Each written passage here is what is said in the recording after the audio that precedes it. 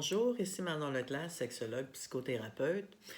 Comme tout le monde qui est confiné, on a plus de temps. Fait que j'ai fait du ménage dans ma paperasse de mon bureau.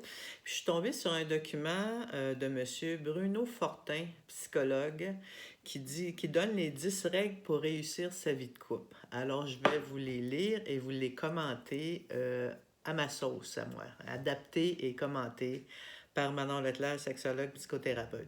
Je vais vous le faire en deux parties. Je vais commencer par les 5 premières règles selon M. Fortin, mais sa 10e règle, moi, je l'ai mis en deuxième. Je suis sexologue. Donc, la première règle, c'est définissez votre projet de couple. Ça a l'air simple comme ça, là, mais j'ai plein de monde qui vont vivre ensemble, puis ils n'en parlent pas, ils définissent rien. Tu demandes, mais sur quoi vous étiez entendus quand vous êtes allés vivre ensemble, avant d'aller vivre ensemble?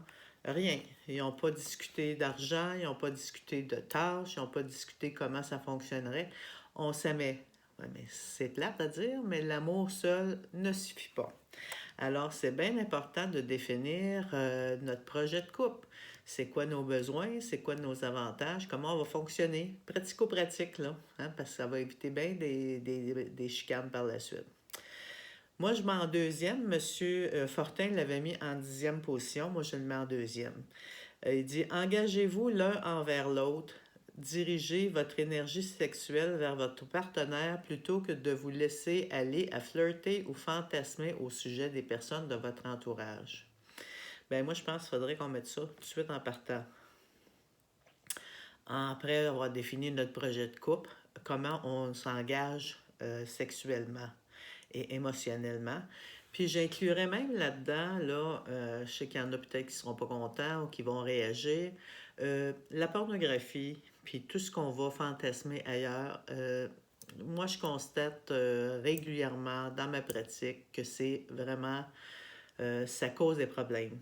Alors, vous êtes ensemble, vous êtes avec votre partenaire, vous décidez de vivre ensemble. Fait que c'est important qu'on parle de fidélité, d'exclusivité, si c'est ça que vous voulez. Et puis qu'on s'engage à respecter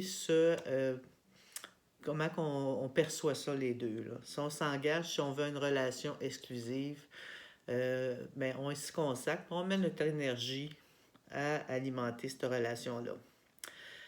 Ça, c'est la deuxième règle selon Manon Leclerc, sexologue. La troisième règle, ce serait d'y mettre du temps. Ben oui, ça a la foi à dire encore, mais y mettre du temps, c'est super important. Il y a un paquet de monde qui n'ont pas le temps. Là, le confinement, c'est ce que ça l'amène de positif parce que là, on a plus de temps. Il y en a qui ont peur, qui disent bon, que les couples vont se séparer.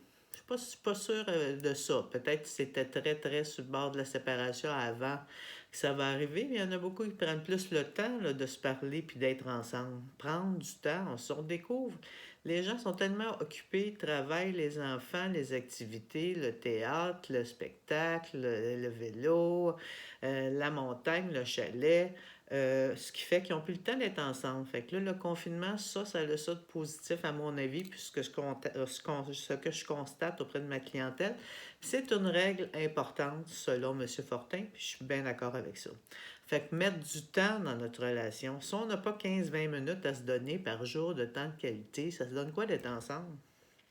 J'ai des couples qui me disent on ne s'est pas vu. Comment ça on vit ensemble et on se voit pas?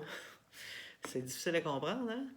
Mais là, on prend le temps de se voir pendant le confinement. Ce serait le fun d'en prendre conscience pour garder ça par la suite. OK? Ensuite, numéro 4, régler les problèmes. Il y a quelque chose qui ne fait pas, on en parle, on en discute.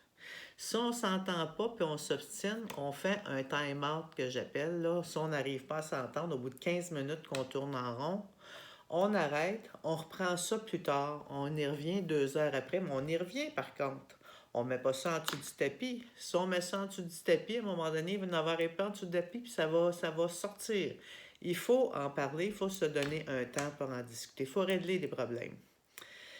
Puis numéro 5, faire place aux émotions. Ben oui, il faut parler d'émotions. Il y a souvent des gens qui manquent de vocabulaire émotif parce que c'est tout un vocabulaire, ça, parler d'émotions, parler de nos sentiments. C'est comme apprendre une autre langue. Fait que ça arrive que des fois, j'ai un document que je donne à mes clients, que j'envoie par courriel. Euh, c'est une liste d'émotions puis de sentiments. Ça, c'est pas compliqué. Vous avez juste à aller sur Internet, vous tapez liste d'émotions, liste de sentiments, vous allez avoir une liste là-dedans.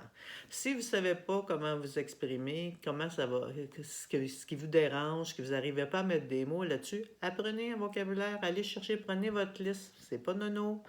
Prenez votre liste, puis allez lire, là, ah, je me sens déprimé, je me sens dépassé, je me sens surmené ou je sais pas quoi. Il y en a toute une gamme, fait que choisissez là-dedans. Plus vous êtes capable de dire précisément comment vous vous sentez, plus c'est facile qu'on se comprenne, puis qu'on vienne à bout de régler nos différends ou de s'aimer mieux.